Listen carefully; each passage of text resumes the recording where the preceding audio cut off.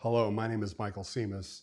I'm one of the curators for the Building Kings County Part 1 exhibit, which is now on display at the Carnegie Museum of Kings County. Behind me here is part of the exhibit which we have showing all the different railroad depots that existed in the area. It was the railroad that allowed for the actual construction of the county. Without the railroad, products could not leave and materials could not come in easily into the area. So the railroad was the basis for all the different expansion and growth within the area. You'll see here we have each railroad depot that existed at the time, just going all the way around. The only depot that is left standing today is the Hanford Santa Fe. Everything else has either been demolished or has been moved to another site. Now below that, you're going to see that we have a quick story about the Kings Lake Shore Railroad, which was one of the shortest railroads in the state of California. It ran from Corcoran down to Liberty Farms headquarters, and that picture is the only known photo of the entire rolling stock of the railroad. When we were researching the railroads display, we learned some interesting things. So for example, the line, east-west line, of course, was the Southern Pacific line, but they also had a line down to Stratford and one up to Hardwick. And what we learned was that the railroad had a reservation for the land because as part of encouraging the railroads to expand, the government gave alternating sections of land to the railroad, and they had a reservation, but they couldn't take title to the land until they actually raised or put their lines in and their tracks in. And so when they did that, that's when they started going up to Hardwick, up to West Fresno County and whatnot. One of the interesting facts that we learned was that since they had a monopoly, what they would do is charge whatever they wanted for their freight charges. And so in 1894, a lot of people in the Central Valley, particularly the farmers and those who loaded their goods on the railroads to go up to San Francisco or and outside of the Central Valley, they realized that they needed to have competition because Southern Pacific had a monopoly. And so what we learned was that many people from Hanford and Kings County went to San Francisco to help form a new railroad. They suggested a new railroad run from Stockton down to Bakersfield. And some of these people included S.E. Dibble, E.E. Bush, D.R. Cameron, F.L. Dodge, W.W. Parlin, W.H. Warswick, W.S. Porter, and W.A. Long. Now, what happened was the San Francisco and San Joaquin Valley Railroad was formed, but it was initially funded through the Spreckels family, but so many people wanted to have the second line that it became, people would buy just a couple shares of stock, and it became known as the Valley Railroad. And then in the late 1990s, it became part of the Santa Fe Railroad. What's interesting is that as soon as this competing railroad started, Southern Pacific had to drop their freight rates by 25%. Part of the exhibit also discusses the conflict that happened between the settlers and the railroad back in the 1870s and 1880s. The event called the Muscle Slough Tragedy happened when the railroad made an attempt to evict settlers off of railroad-owned land, and a gun battle ensued, and several people died from the conflict. And we have a discussion about the Muscle Slough Tragedy, along with the discussion of the second railroad that came into the valley called the San Francisco and San Joaquin Valley Railroad.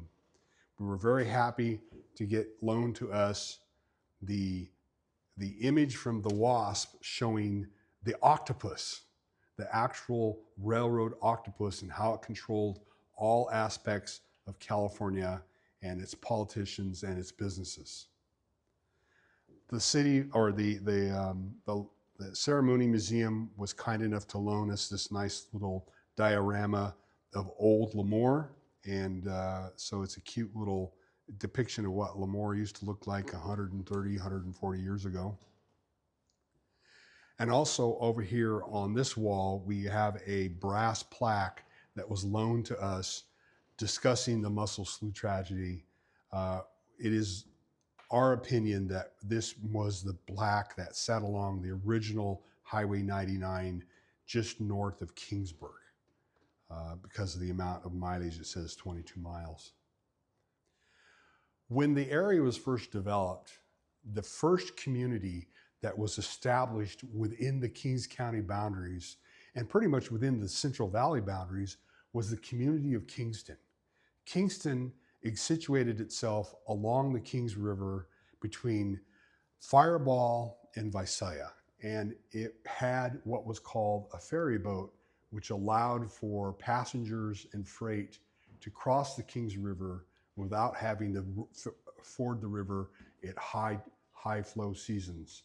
We also were very fortunate to have acquired several images of the early community of Kingston, and also a picture of the Kingston Bridge, which was built to replace the ferry.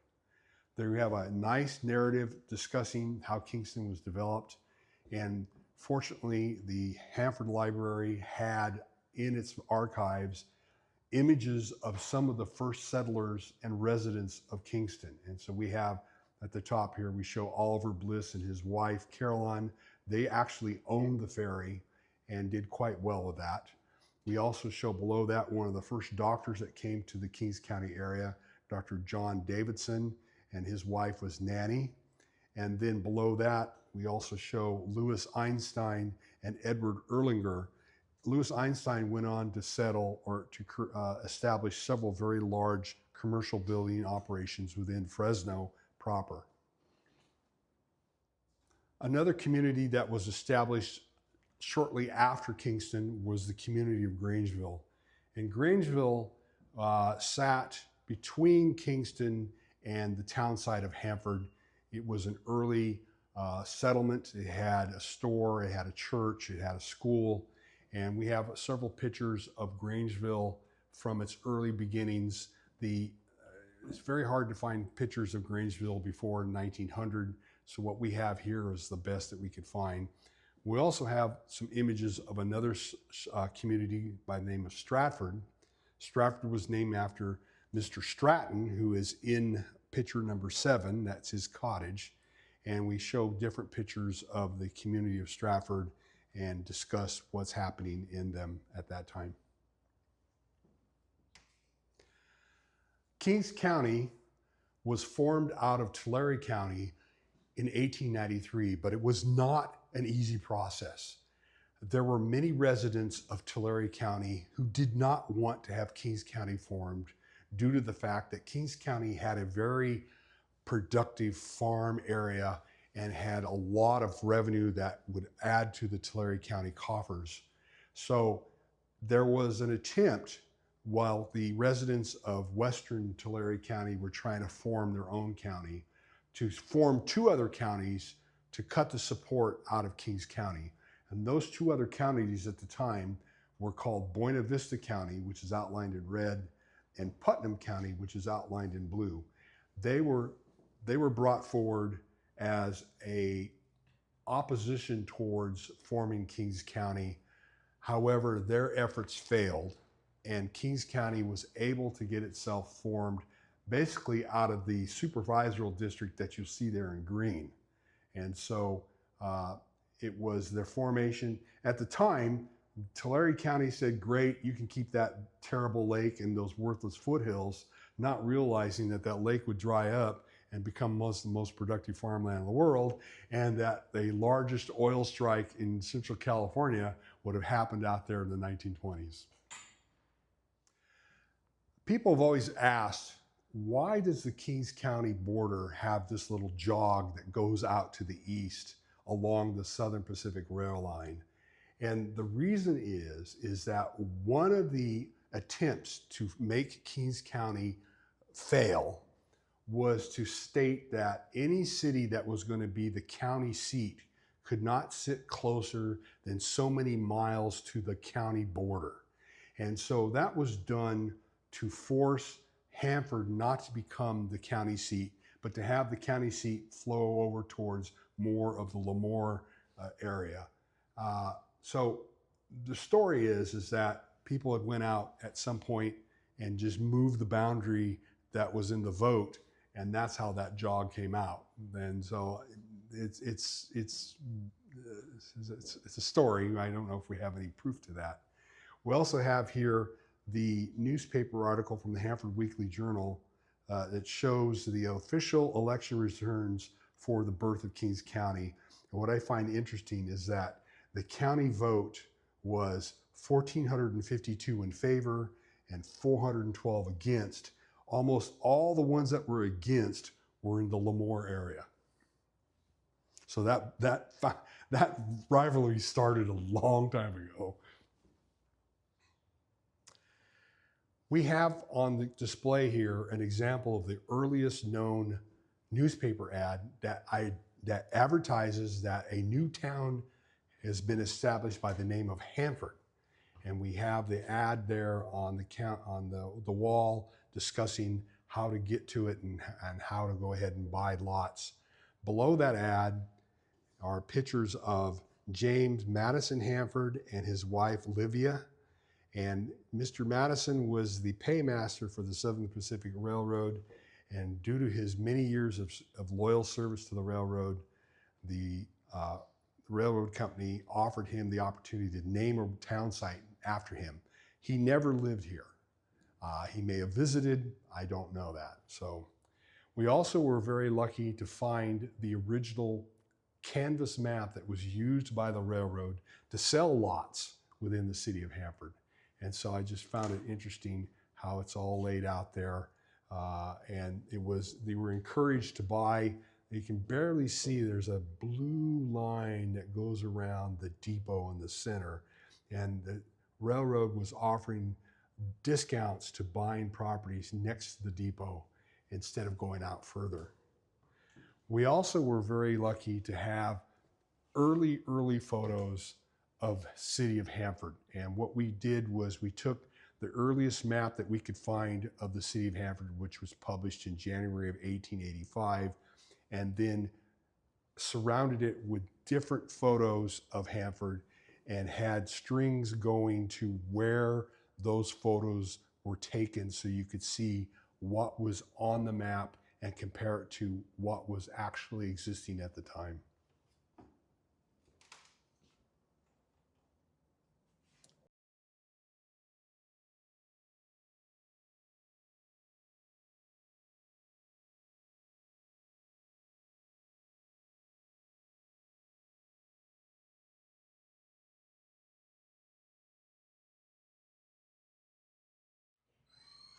In 1923, Hanford, a city of 7,000 people, decided that they wanted to have a civic auditorium.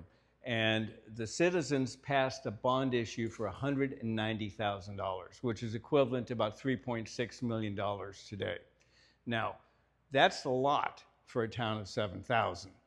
But as a result, the Civic Auditorium was built and became a focal point of the community and also a magnet for a lot of entertainers who used to come here. So for example, John Philip Sousa came and played several times. Benny Goodman came. First Lady Eleanor Roosevelt came and gave a talk. And the community had dances, weddings, you name it. It is the focal point for downtown Hanford. Now in 2025, the city opened a time capsule that was built, that was embedded in the building when it was built 100 years ago. And we've been fortunate to be able to showcase some of the artifacts that were in the time capsule. And we also have a video on our website which shows the entire historic display that was made for the 100th anniversary celebration of the auditorium. You can see that on our website. Also, in part 2 of Building Kings County, we will be taking these items that were shown in part 1 and we'll be substituting, because there are a lot more documents from churches, community groups, and everything else that had documents that are 100 years old. And so this is the time for us to display them so the community can see it. One of the things that we displayed was a Gunter's chain. Now you may ask, what is a Gunter's chain? In Edmund Gunter in England created a Gunter's chain, which was used by surveyors and others to measure property. And it was used starting in the 1600s until other technology took over. Now, this particular Gunter's chain was found here at the museum. The history, from what we can tell, is that it was probably used to help lay the foundation by the master mason who came in to help lay the foundation of the building. It was found in 2020 or 2021 when the city of Hanford completed a full structural seismic survey of the building. And this was found under the building, and so we presume that it was used by the master mason to lay out the foundation of the building. Here we have a medallion from the facade of the old Hanford High School building. It was donated to us, or loaned to us, by Helen Sullivan, who was the recipient of quite a few artifacts from Hoot Gibson, who was a superintendent here, superintendent of education, and is responsible for saving many, many artifacts, including those that many that are displayed during our exhibition here.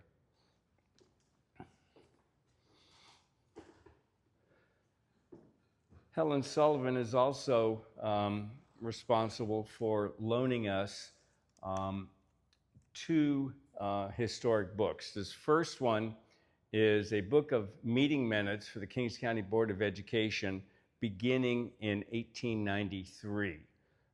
And this book has all of their records of the meetings until 1915. They're written in beautiful calligraphy, and the meetings took place at the Opera House in Hanford with board members C.C. Sildress, J.J. Duvall, A.M. Ayers, J.L. Wright, and C.A. McCourt.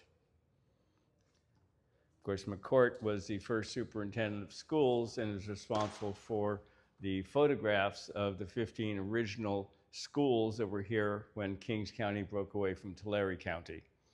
The other book that was lent to us by Helen Sullivan is a ledger book, which records names of the school board trustees and teachers for each school district from 1891 to 1902. Again, Hoot Gibson is responsible for saving these artifacts from being loaded and put into the landfill.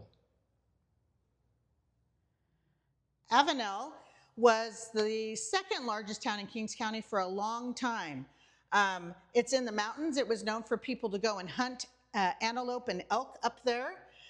Farmers started to come and raise cattle in the Avenel area.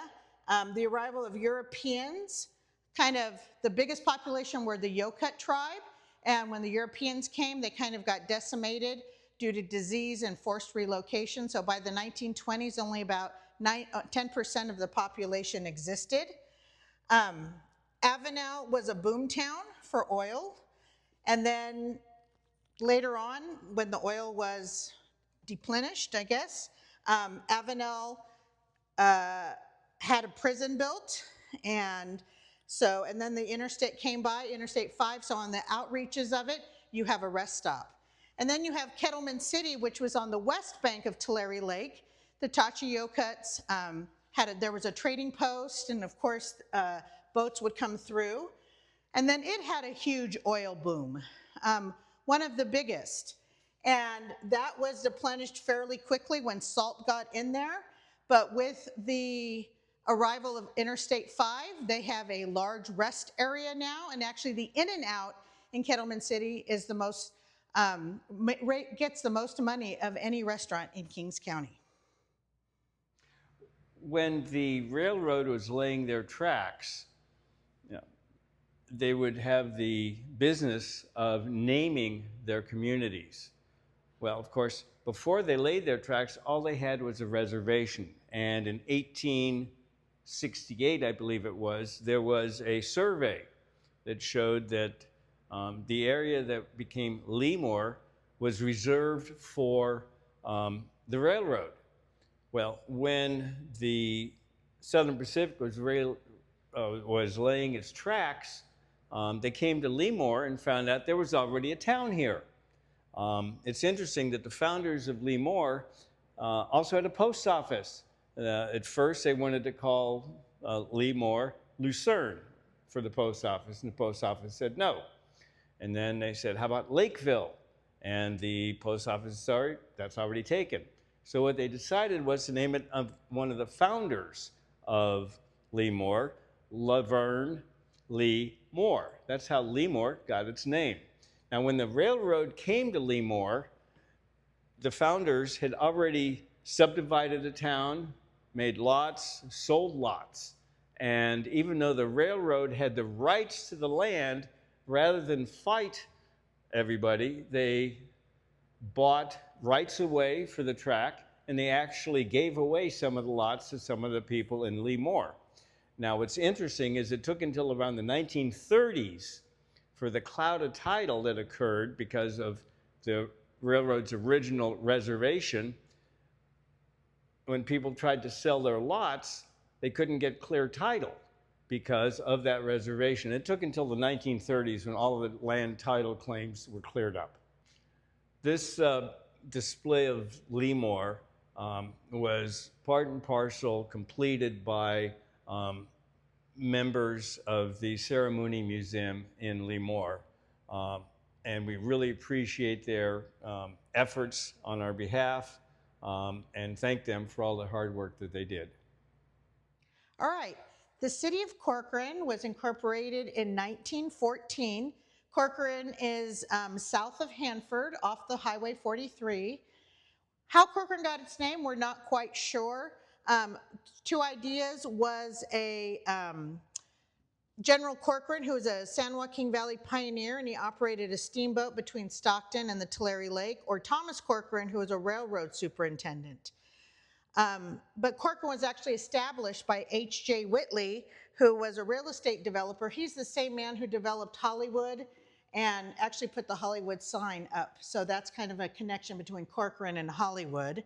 At the turn of the century, Corcoran actually had 4 trains coming through a day. It was a junction between the San Joaquin Valley line and the San Francisco line, which is now Santa Fe. Whitley sent Gilbertson, or Giberson, one of his builders, to come to Corcoran, and he actually stayed there and helped develop schools and churches. There's still a building that stands under his name. And because Corcoran is on the edge, the east edge of Tulare Lake, it has been subject to lots of flooding. It is actually protected by a levee now, but a lot of the original buildings no longer exist. So that's Corcoran. Now we'll go to Armona. Armona actually had a Chinatown, established Chinatown, older than Hanford's. They had a city, they had their own merchants. A family that was interviewed in the 1984 Hanford Sentinel talked about how rich the Chinese community was, and then how they paired with merchants and they provided everything to the people who live there. The first building there was, but unfortunately the Chinatown doesn't exist anymore due to fires. All the buildings were wood, and over 2 fires, the whole town. So they do have 3 streets named in Chinese: Canton, Lotus, and Shanghai. The first building in Armona was the schoolhouse, and it actually still has the same address as Armona Union Elementary that is there now. It was basically started with the schoolhouse, then the church.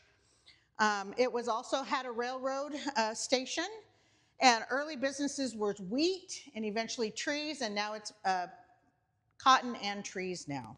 Okay, we tried to create in this display to make you feel as though you were walking down China Alley.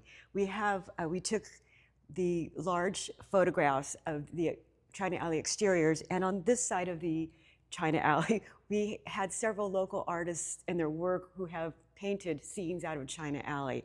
And it's to me, that sort of depicts the beauty of China Alley, because when you're standing there, you can look at the roof lines and everything else, and it just, the artists, the plein air painters, they have done such a lovely job whenever they paint in China Alley. And so this side of this display is the exterior of China Alley. On this side of our display, we have the exterior of China Alley. You're still walking through it, but we decided to pick out a few special items that tell more of the stories of China Alley. When the railroads were completed, a lot of the Chinese laborers stayed in the area, and not only because of oppression and discrimination, but because they came from the same area of China, and so they spoke the same dialect. They created their own city within a city, and they built Chinatown. With California redwood and bricks fired on the spot, they erected all the buildings, and there were stores, there were herb stores, there were grocery stores, there was even a place of worship. They had a place for the children to go to school. It was a hub. It was truly a city within a city. And up until the end of the 1940s, the early 50s, it was a very thriving, vibrant Chinatown. And there were lots of restaurants, and the reason we put these plates and this plate and chopsticks and cup on this stool was because these stools were all around everywhere in dotting Chinatown, because they were sort of like an accessory. People carried them, and if, hey, you saw your friends, you could put down your stool and sit down and chat, maybe grab your lunch. And so everybody had a place to sit, and the stools were a very common sight up and down China Alley and inside the stores. Some of these stools that we have on display are over 130 years old. A couple of them came from my great-grandfather's noodle house. And this portrait of this woman, for us, it was to signify the women of Chinatown, because while the men were out building the railroads, the women were building the village. They had a camaraderie that my parents' generation often talks about, how these women were literally plucked from their villages in China and placed down in Hanford, California. And so they had this love and affection for each other, where they watched out for each other. The kids were kind of intermeshed with all the neighborhoods. And one story that I think exemplifies their camaraderie. There was one woman, she was a single woman, and her name was Jade Box, and her profession, she was a prostitute. And these women, the mothers, the wives, they didn't have any prejudice against her. She was just one of them. They took care of her. That she was just one of them. And we don't really know Jade Box's story. We think perhaps she came over and her husband was moved away or passed away. But anyway, she was stranded, and that's how she made her living. But this band of women, one of the times Jade Box was in jail, they decided that they needed to go visit Jade Box and take her something that she needed. And so they gathered together, and they marched down to the jail in downtown Hanford, and they withstood the whispers and stares, because they're dressed differently, they look different, and they probably got a few raised eyebrows and nasty looks, but they were bound and determined to take Jade Box what she needed, a package of cigarettes. And that's how much she was thought of and how this bond was. And one of the oral histories that we took of my parents' generation, they, as children, they saw that and they felt that, and they never experienced anything like that again. And this is our dedication to the women of China Alley. And again, we talked about the stools, and we had a very interesting workshop in the summer of 2025 where the Preservation Society, along with the 1882 Foundation, we had a workshop to create these stools, and it was this is one I made, and it's a little wobbly and a little crooked, and I have never worked with wood before, but it was really quite an experience, and just the crafting of everything, and the people who put on this class, they had taken a stool apart and had all the pieces cut out. So it was kind of easy. It was mostly sanding and hammering, but on a warm summer day in Havre, California, sawdust was flying, and I had a really good time, and I made a stool that replicates one that was in my great-grandfather's noodle house. We also included a photograph of the Chinese school. Learning to read and write Chinese was very important to the communities, the parents. And so after the children went to the regular school, they would go to Chinese school. And this school was built in 1923. Previously, the children had their school lessons in the basement of one of the shops. And then when they outgrew that, they went to a room in the back of the Taoist temple. But being that education was very important to some prominent businessmen, they took it upon themselves to raise money to build this Chinese school. And they opened its doors in 1920. Your mother is going to kill me. 1922. 1922 is when they opened their doors.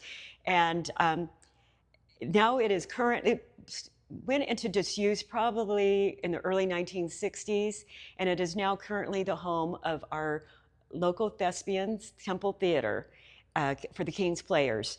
And it's really nice that the Temple Theater took it over, because you can go in, when you go inside to watch a play, you still can get a feel of the school. And when the school celebrated its centennial, a lot of former students were invited to an open house, and it was really touching when the master of ceremonies said, "How many of you in the audience went to this school?" And whether they were octogenarians or what, but they all proudly stood up and raised their hands, and a lot of them had a lot of memories. My cousin just remembers falling asleep. She was 6 years old. One of the buildings that was constructed with the California redwood and bricks fired on the spot was our Taoist temple. It is now, it was built in 1882. And as you can see from this photograph, when it was restored in the 1980s, we tried to keep it very, very similar to how it was originally. We've had thousands of visitors from all over the world come and see our Taoist temple. Unfortunately, in March 2021, what happened to us, I hope never happens to another museum. It was one of a museum's worst nightmare, and our building suffered heavy damage from arson fire. Yes, someone purposely set our building on fire.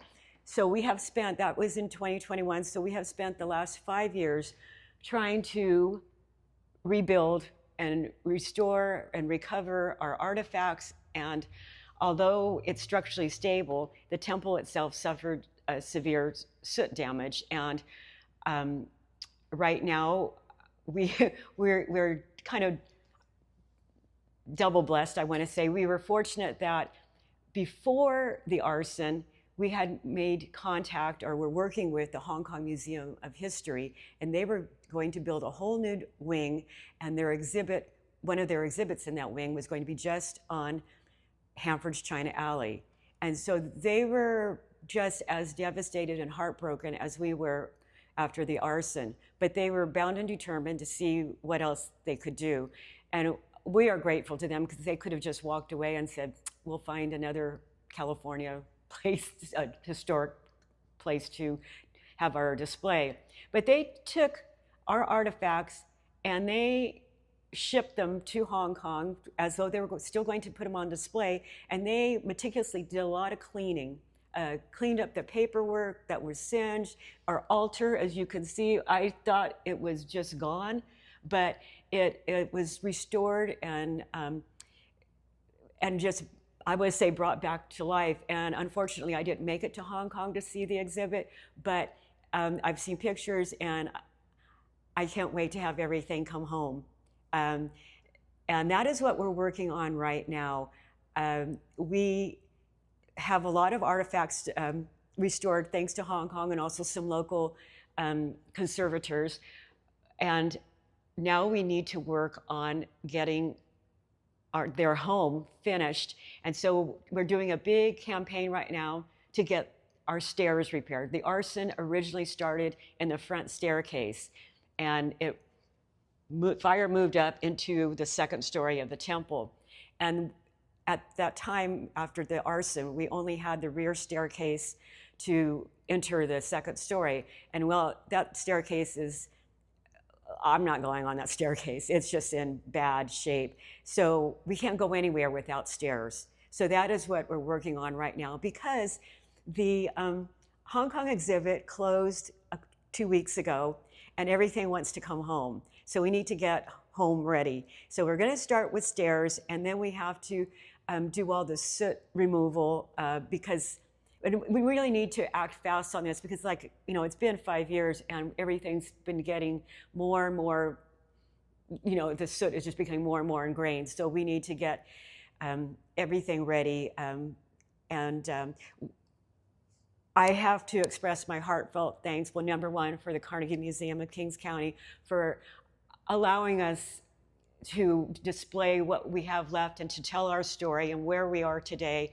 And I really also appreciate all the support we have gotten from the community before COVID, before the arson, and even and afterwards. It has been, get a little emotional here, but that outpouring of our camaraderie of how everybody was devastated with the arson and how we're going to come back.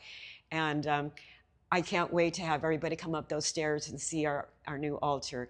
And also, I would like to invite everyone to come join us on October 3rd, Saturday, October 3rd, because once again, we are putting on a tribute to the Moon Festival. We will have Gumyo Taiko and the Cal Poly Lion Dance team, origami, moon cakes, everything we could do to celebrate the Moon Festival here at the Carnegie Museum.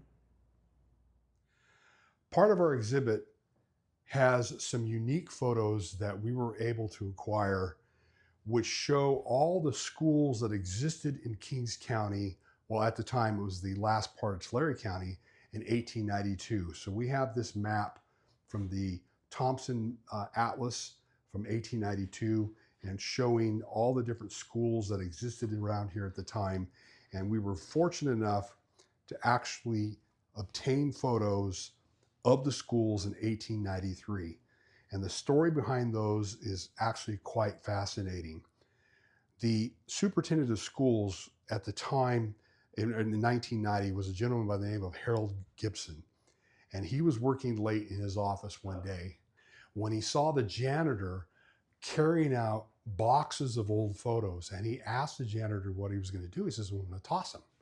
Well, they were all the photos of all the different schools that existed in this area over 100 years ago. Well, Mr. Gibson rescued them from the garbage and used them as basis for a book which he wrote on Kings County schools.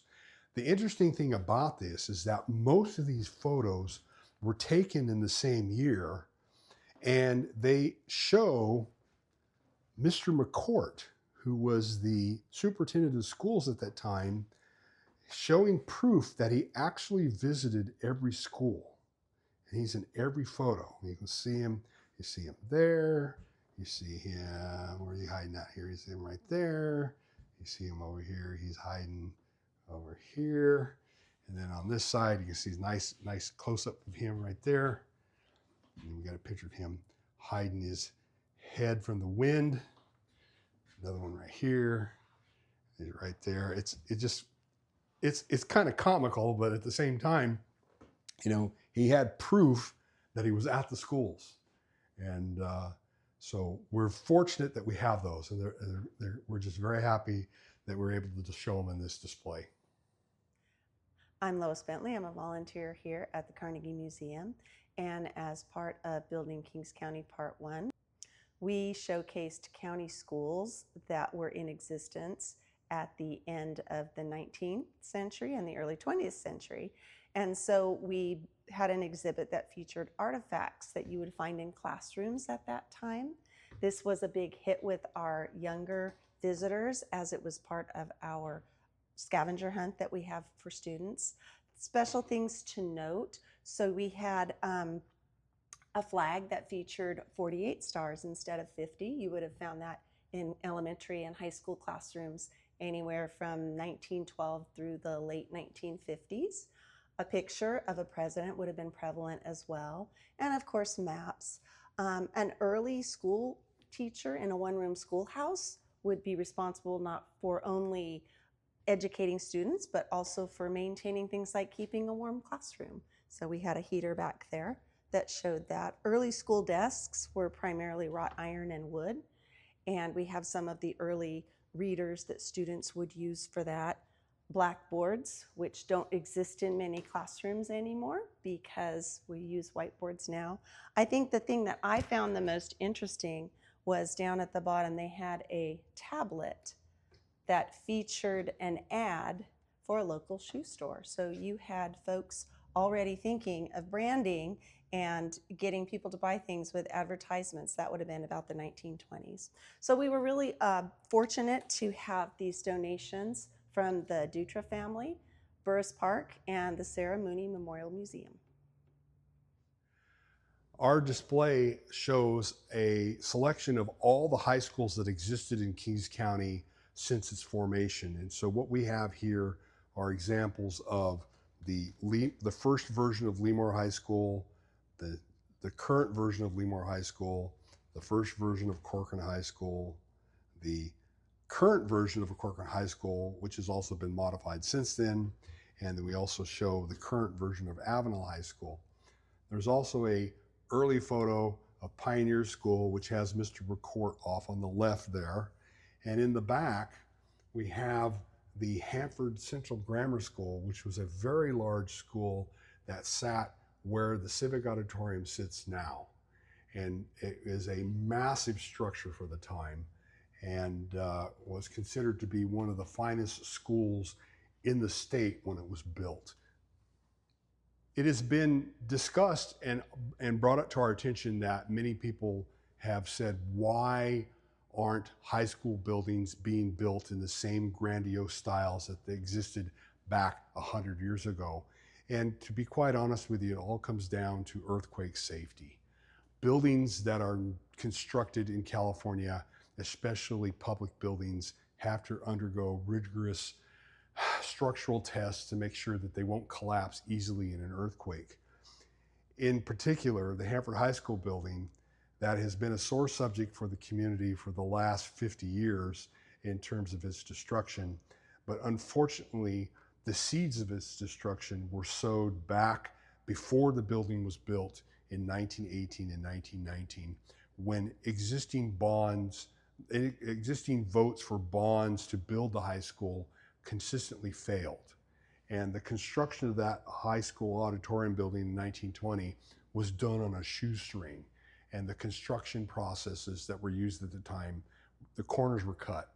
And that is what doomed that building to its destruction in 1976.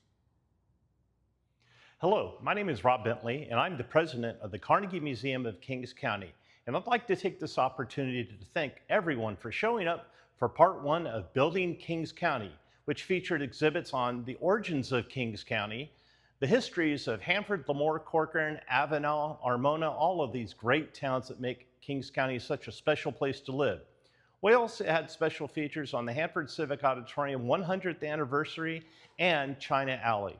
We are so happy with the results, and we're excited to announce that on Saturday, September 19th, we'll be opening part 2, which will feature churches, local businesses, industry, media, iconic restaurants, and so much more. And we can't wait to have you back here at the Carnegie Museum on Saturday, September 19th.